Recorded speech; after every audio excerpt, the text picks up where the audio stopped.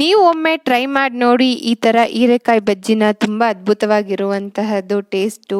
ಹೀರೆಕಾಯಲ್ಲಿ ಹೇಗೆ ಈ ಥರ ಬಜ್ಜಿ ಮಾಡೋದು ಅಂತ ನಾನು ಈ ವಿಡಿಯೋದಲ್ಲಿ ತೋರಿಸ್ಕೊಡ್ತಾ ಇದ್ದೀನಿ. ಸ್ಕಿಪ್ ಮಾಡದೆ ಈ ವಿಡಿಯೋ ನೋಡಿ. Welcome back to my channel. ನಾನಿಲ್ಲಿ ಒಂದು ಹೀರೆಕಾಯಿನ ತಗೊಂಡಿದ್ದೀನಿ. ತುಂಬ ಈಸಿ ಮತ್ತು ತುಂಬ ಟೇಸ್ಟಿಯಾಗಿರುವಂತಹ ರೆಸಿಪಿ ಇದು. ನಾನಿಲ್ಲಿ ಮೊದಲು ಹೀರೆಕಾಯಿನ ಇಲ್ಲಿ ಮೇಲ್ಗಡೆ ಇರುವಂತಹ ಏನಂತೀವಿ ನಾವು ಗೆಣ್ಣು ಅಂತೀವಲ್ಲ, ಗೆಣ್ಣನ್ನು ಮಾತ್ರ ರಿಮೂವ್ ಮಾಡ್ಕೊಬೇಕಾಗಿರುವಂತಹದ್ದು. ನೋಡಿ ಇಲ್ಲಿ ನಾನು ರಿಮೂವ್ ಮಾಡ್ಕೊತಾ ಇದ್ದೀನಿ.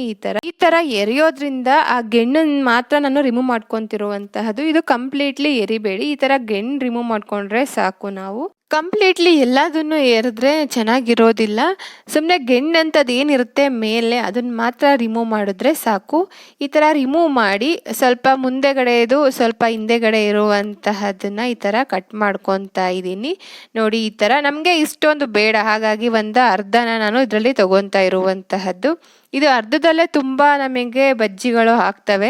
ನಮಗೆ ಒಂದೇನು ಅವಶ್ಯಕತೆ ಇಲ್ಲ. ನಿಮಗೆ ಎಷ್ಟು ಜನ ಇದ್ದೀರಾ ನೋಡಿಕೊಂಡು ನೀವು ತಗೊಳ್ಳಿ. ನೋಡಿ ಈ ಥರ ಸ್ಮಾಲ್ ಸ್ಲೈಸ್ ಆಗಿ ಕಟ್ ಮಾಡಬೇಕು. ತುಂಬ ದಪ್ಪನಾಗೂ ಕಟ್ ಮಾಡಬೇಡಿ, ಯಾಕೆಂದರೆ ಒಳಗಡೆ ಬೇಯೋದಿಲ್ಲ ಅದು. ಹಾಗಾಗಿ ನಮಗೆ ಎಷ್ಟು ಬೇಕನ್ಸುತ್ತೋ ಅಷ್ಟು ನಾವು ಸ್ಲೈಸ್ನ ಕಟ್ ಮಾಡಬೇಕಾಗಿರುವಂತಹದ್ದು. ನೀವು ಎಷ್ಟು ಜನ ಇದ್ದೀರಾ, ನಿಮಗೆ ಎಷ್ಟು ಬೇಕೋ ಆ ಥರ ನೋಡಿ. ಇಷ್ಟು ದಪ್ಪ ಇದ್ದರೆ ಸಾಕು, ತುಂಬ ದಪ್ಪ ಆದರೆ ಬೇಯೋದಿಲ್ಲ. ಹಾಗಾಗಿ ಇಷ್ಟು ಸ್ಲೈಸಲ್ಲಿ ಕಟ್ ಮಾಡ್ಕೊಳ್ಳಿ ಸಾಕಾಗುತ್ತೆ. ನಿಮಗೆ ಎಷ್ಟು ಸ್ಲೈಸ್ ಬೇಕನ್ಸುತ್ತೋ ಅಷ್ಟು ಸ್ಲೈಸ್ನ ನೀವು ಕಟ್ ಮಾಡ್ಕೊಳ್ಳಿ. ನಾನಿಲ್ಲಿ ಒಂದು ಹೀರೆಕಾಯಲ್ಲಿ ಅರ್ಧದಷ್ಟು ತಗೊಂಡಿರುವಂತಹದ್ದು. ನಾನು ಅರ್ಧದಷ್ಟು ತಗೊಂಡು ಅದನ್ನು ಸ್ಲೈಸ್ ಮಾಡ್ತಾ ಇರುವಂತಹದ್ದು. ಕಂಪ್ಲೀಟ್ಲಿ ಇದೇ ಸೈಜಲ್ಲಿ ನಾನು ಅರ್ಧನ ಕಟ್ ಮಾಡಿ ಇಲ್ಲಿ ಇಟ್ಕೊಂಡಿದ್ದೀನಿ. ಯಾರಾದರೂ ನನ್ನ ಚಾನಲ್ನ ಫಸ್ಟ್ ಟೈಮ್ ನೋಡ್ತಾ ಇದ್ದೀರಾ ಅಂದರೆ ದಯವಿಟ್ಟು ನನ್ನ ಚಾನಲ್ನ ಸಬ್ಸ್ಕ್ರೈಬ್ ಮಾಡ್ಕೊಳ್ಳಿ. ಹಾಗೆ ಈ ವಿಡಿಯೋ ಇಷ್ಟ ಆದರೆ ದಯವಿಟ್ಟು ಒಂದು ಲೈಕ್ ಕೊಡಿ ಈ ವಿಡಿಯೋಗೆ. ಹೀರೆಕಾಯಿ ಜೊತೆ ಇನ್ನೇನೇನು ಬೇಕು ಹೀರೆಕಾಯಿ ಬಜ್ಜಿ ಮಾಡೋಕ್ಕೆ ಅಂತ ನೋಡೋಣ ಬನ್ನಿ. ಸ್ವಲ್ಪ ಕೊತ್ತಂಬರಿ ಸೊಪ್ಪನ್ನ ತೊಳ್ಕೊಂಡು ಇಟ್ಕೊಂಡಿರುವಂತಹದ್ದು. ಹಾಗೆ ಇಲ್ಲಿ 2 ಎಸಳು ಕರ್ಬೇವಿನ ಸೊಪ್ಪನ್ನ ತಗೊಂಡಿದ್ದೀನಿ. ಒಂದು ಬೌಲ್ ತುಂಬ ನಾನು ಇಲ್ಲಿ ಕಡಲೆ ಹಿಟ್ಟನ್ನ ತಗೊಂಡಿರುವಂತಹದ್ದು. ಹಾಗೆ ಇಲ್ಲಿ ನಾನು ಸ್ವಲ್ಪ ಅಕ್ಕಿ ಹಿಟ್ಟನ್ನ ತಗೊಂಡಿದ್ದೀನಿ. ಹಾಗೆ ಇಲ್ಲಿ ನಾನು ಆವಾಗಲೇ ಕಟ್ ಮಾಡಿ ಇಟ್ಕೊಂಡಿದ್ದಂತಹ ಹೀರೆಕಾಯಿ ಸ್ಲೈಸಸ್ನ ಇಲ್ಲಿ ತಗೊಂಡಿರುವಂತಹದ್ದು. ಯಾವ್ದ್ಯಾವ್ದೋ ಎಷ್ಟೆಷ್ಟು ಹಾಕಬೇಕು ಅಂತ ನಾನು ಹಾಕಬೇಕಾದ್ರೆ ನಿಮಗೆ ತೋರಿಸಿ ಹೇಳುವಂತಹದ್ದು. ಸ್ವಲ್ಪ ಇಲ್ಲಿ ಜೀರಿಗೆನೂ ಸಹ ತಗೊಂಡಿರುವಂತಹದ್ದು. ಇಷ್ಟು ಇಲ್ಲಿ ಬೇಕಾಗಿರುವಂತಹದ್ದು. ಒಂದು ಬೌಲ್ಗೆ ನಾನು ತಗೊಂಡಿದ್ದಂತಹ 1 ಬಟ್ಲು ಕಡಲೆ ಹಿಟ್ಟನ್ನ ಕಂಪ್ಲೀಟಾಗಿ ಹಾಕ್ಕೊತಾ ಇದ್ದೀನಿ. ಹಾಗೆ ಇಲ್ಲಿ ಬೋಂಡ ಸ್ವಲ್ಪ ಕ್ರಿಸ್ಪಿಯಾಗಿ ಬರಲಿ ಅಂತ ಇಲ್ಲಿ ಅಕ್ಕಿ ಹಿಟ್ಟನ್ನ ಆ್ಯಡ್ ಮಾಡ್ತಿರುವಂತಹದ್ದು. 2 ಟೇಬಲ್ ಸ್ಪೂನ್ ಅಕ್ಕಿ ಹಿಟ್ಟನ್ನ ಹಾಕ್ತಾ ಇದ್ದೀವಿ. ಹಾಗೆ ಇಲ್ಲಿ 1 ಟೇಬಲ್ ಸ್ಪೂನ್ ಜೀರಿಗೆ ಆ್ಯಡ್ ಮಾಡ್ಕೊತಾ ಇರುವಂತಹದ್ದು. ಇಲ್ಲಿ ನಾವು ಉಪ್ಪನ್ನ 1 ಟೇಬಲ್ ಸ್ಪೂನ್ ಹಾಕ್ಕೊತಾ ಇದ್ದೀವಿ. ನೀವು ರುಚಿಗೆ ಎಷ್ಟು ಬೇಕೋ ಅಷ್ಟು ನೀವು ನೋಡ್ಕೊಂಡು ಹಾಕ್ಕೊಳ್ಳಿ. 1 ಟೇಬಲ್ ಸ್ಪೂನ್ ಖಾರದ ಪುಡಿ ಹಾಕ್ಕೊತಾ ಇರುವಂತಹದ್ದು. ಇದನ್ನು ಅಷ್ಟೇ ನಿಮಗೆ ಖಾರಕ್ಕೆ ಎಷ್ಟು ಬೇಕೋ ಅಷ್ಟು ಹಾಕ್ಕೊಳ್ಳಿ. ಇಲ್ಲಿ 1 ಪಿಂಚ್ ಅಷ್ಟು ಮಾತ್ರ ನಾವು ಸೋಡಾ ಹಾಕ್ತಾ ಇದ್ದೀವಿ. ಹಾಗೆ ಇಲ್ಲಿ ಸ್ವಲ್ಪ ಕೊತ್ತಂಬರಿ ಸೊಪ್ಪು ಹಾಗೆ ಕರ್ಬೇವಿನ ಸೊಪ್ಪು ತಗೊಂಡಿರುವಂತಹದ್ದನ್ನ ಚಿಕ್ಕದಾಗಿ ಹೆಚ್ಕೊಂಡಿರುವಂತಹದ್ದು, ಅದನ್ನು ಸಹ ಇದಕ್ಕೆ ಆ್ಯಡ್ ಮಾಡ್ತಿರುವಂತಹದ್ದು. ಇದನ್ನೆಲ್ಲದನ್ನು ಹಾಕ್ಬಿಟ್ಟು ಕಲಿಸ್ತಾ ಇದ್ದೀವಿ. ಫಸ್ಟ್ ನೀರು ಹಾಕೋಕೆ ಮುಂಚೆ ಹಿಟ್ಟಿಗೆ ಹಾಗೆ ಇದನ್ನೆಲ್ಲದನ್ನು ಫಸ್ಟ್ ಮಿಕ್ಸ್ ಆಗಲಿ ಅಂತ ಹಾಗೆ ಕಲಿಸ್ತಾ ಇರೋದು. ಈಗ ಸ್ವಲ್ಪ ನೀರು ಹಾಕ್ಕೊಂಡು ಕಲಿಸ್ತಾ ಇರುವಂತಹದ್ದು. ನಾವು ಒಂದೇ ಸಲ ಜಾಸ್ತಿ ನೀರು ಹಾಕಿ ಕಲಿಸ್ಬಾರ್ದು, ಸ್ವಲ್ಪ ನೋಡಿಕೊಂಡು ಕಲಿಸ್ಬೇಕಾಗಿರುವಂತಹದ್ದು. ತುಂಬ ನೀರಾದರೂ ಚೆನ್ನಾಗಿ ಬರೋದಿಲ್ಲ ಬಜ್ಜಿ. ಹಾಗಾಗಿ ನಿಮಗೇನಾದರೂ ಸೋಡಾ ಬೇಡ ಅಂದರೆ ಸೋಡಾ ಸ್ಕಿಪ್ ಮಾಡ್ಬೋದು. ನಾನು 1 ಚಿಟಿಕೆಯಷ್ಟು ಸೋಡಾ ಮಾತ್ರ ಇಲ್ಲಿ ಹಾಕಿರುವಂತಹದ್ದು.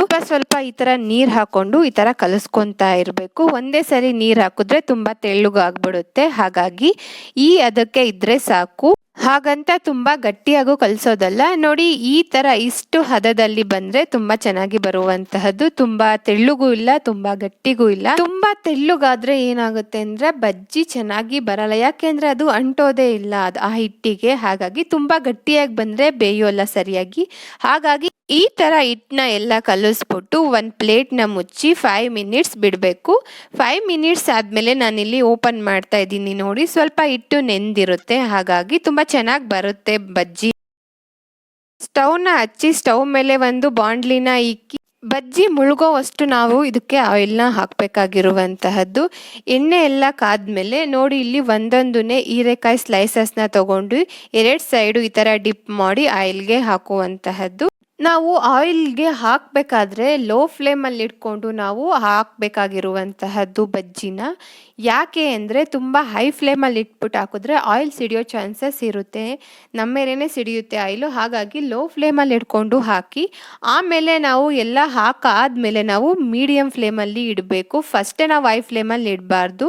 ನೋಡಿ ಇವಾಗ ಎಲ್ಲ ಹಾಕಾಗಿದೆ, ಒಂದೊಂದನ್ನೇ ಈ ಥರ ತಿರುವಾಗ್ತಾ ಇರಬೇಕು. ಯಾಕೆ ಅಂದರೆ ಎರಡು ಕಡೆನೂ ಸಹ ಬೇಯಬೇಕಾಗಿರುವಂತಹದ್ದು, ಹಾಗೆ ಒಳಗಡೆ ಇರುವಂತಹ ಹೀರೆಕಾಯಿನೂ ಸಹ ಇಲ್ಲಿ ಬೇಯಬೇಕು. ಹಾಗಾಗಿ ಮೀಡಿಯಮ್ ಫ್ಲೇಮಲ್ಲಿ ಇಟ್ಕೊಂಡು ಈ ಥರ ಬೇಯಿಸಿ. ಹೈ ಫ್ಲೇಮಲ್ಲೇ ಇಟ್ಟರೆ ಯಾಕೆ ಅಂದರೆ ಸೀದೋಗ್ಬಿಡುತ್ತೆ, ಹಾಗಾಗಿ ಬೇಯೋದಿಲ್ಲ, ಒಳಗಡೆ ಇರೋ ಹೀರೆಕಾಯಿ ಬೇಯೋದಿಲ್ಲ. ಹಾಗಾಗಿ ಮೀಡಿಯಮ್ ಫ್ಲೇಮಲ್ಲಿ ಇಟ್ಕೊಳ್ಳಿ. ತುಂಬ ಕಡಿಮೆ ಲೋ ಫ್ಲೇಮಲ್ಲಿ ಇಟ್ಟರೆ ಬಜ್ಜಿ ಗಟ್ಟಿಗಾಗ್ತವೆ, ಇಲ್ಲ ಅಂದರೆ ಅದು ಸ್ವಲ್ಪ ಆಯಿಲ್ನ ಜಾಸ್ತಿ ಹೀರ್ಕೊಳ್ಳುವಂತಹದ್ದು. ಹಾಗಾಗಿ ಮೀಡಿಯಮ್ ಫ್ಲೇಮಲ್ಲೇ ಇಟ್ಕೊಂಡು ಬಜ್ಜಿನ ಮಾಡಿ. ಹಾಗೆ ಈ ಥರ ಒಂದೊಂದನ್ನೇ ಈ ಥರ ತಿರುವಾಗ್ತಾ ಇರಿ. ಬಜ್ಜಿ ಬೆಂದಿದೆ, ನೀವೇ ನೋಡ್ತಾ ಇರ್ಬೋದು. ಈ ಥರ ಕಲರ್ ಬಂದರೆ ಬಜ್ಜಿ ಬೆಂದಿದೆ ಅಂತ. ಒಳಗಡೆನೂ ಅಷ್ಟೇ, ಒಳಗಡೆ ಇರುವಂಥ ಹೀರೆಕಾಯಿ ಸಹ ಬೆಂದಿರುತ್ತೆ. ಈ ಥರ ಕಲರ್ ಮತ್ತು ಸ್ವಲ್ಪ ಬ್ರೌನಿಷ್ ಬಂದರೆ ಸಾಕು, ಬೆಂದಿರುತ್ತೆ ಹೀರೆಕಾಯಿ. ಒಳಗಡೆ ಇರುವಂತಹ ಹೀರೆಕಾಯಿ ಸಹ ಬೆಂದಿರುತ್ತೆ. ಹೀರೆಕಾಯಿ ಎಲ್ಲ ಬೆಂದಿದೆ ಒಳಗಡೆ ಇರುವಂತಹದ್ದು. ಎರಡು ಸೈಡು ಸಹ ಚೆನ್ನಾಗಿ ಬಜ್ಜಿ ಬೆಂದಿರುವಂತಹದ್ದು. ಸ್ವಲ್ಪ ಆಯಿಲ್ ಹೀರ್ಕೊಬೇಕು ಅದು ಅಂದರೆ ನಾವು ಟಿಶ್ಯೂ ಪೇಪರ್ನ ಬಳಸಬೇಕು. ಸ್ವಲ್ಪ ತಣ್ಣಗಾದ್ಮೇಲೆ ಆಯಿಲ್ ಎಲ್ಲ ಟಿಶ್ಯೂ ಪೇಪರ್ಗೆ ಇಳ್ಕೊಳುತ್ತೆ. ಹೀರೆಕಾಯಲ್ಲಿ ಬಜ್ಜಿ ಹೇಗೆ ಮಾಡೋದು ಅಂತ ಈ ವಿಡಿಯೋದಲ್ಲಿ ತಿಳಿಸ್ಕೊಟ್ಟಿದ್ದೀನಿ. ಈ ವಿಡಿಯೋ ಇಷ್ಟ ಆಗಿದೆ ಅಂತ ಭಾವಿಸ್ತಾ ಥ್ಯಾಂಕ್ಸ್ ಫಾರ್ ವಾಚಿಂಗ್.